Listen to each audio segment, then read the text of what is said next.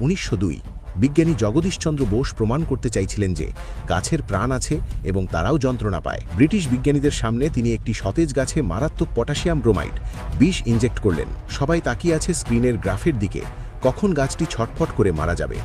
কিন্তু এ কি, 1 minute 2 minute কেটে গেল, গাছের কিচ্ছু হলো না, গ্রাফের কাঁটা নড়ল না। গোটা হল জুড়ে তখন ব্রিটিশ বিজ্ঞানীদের হাসির রোল। কেউ বলল, তোমার যন্ত্র সব ভুয়া। কেউ বলল, তুমি জাদুকর, বিজ্ঞানী নও। একজন ভারতীয় হিসেবে নিজের আবিষ্কারের ওপর এই মিথ্যা অপবাদ জগদীশ বোস মেনে নিতে পারেননি। তিনি রাগে ফুঁসতে ফুঁসতে টেবিল থেকে সেই বিষের বোতলটা তুলে নিলেন। সবার চোখের দিকে তাকিয়ে তিনি গর্জন করে বললেন, যদি এই বিষে গাছের কোনো ক্ষতি না হয়ে থাকে তবে মানুষেরও কোনো ক্ষতি হবে না। এই বলে তিনি সেই বিষের বোতল নিজের মুখের সামনে ধরলেন পান করার জন্য। সারা হল তখন স্তব্ধ। ঠিক যে মুহূর্তে বোতলটা ঠোঁটে ছোঁয়াবেন, হঠাৎ স্ক্রিনে ফুটে উঠল সেই গ্রাফ।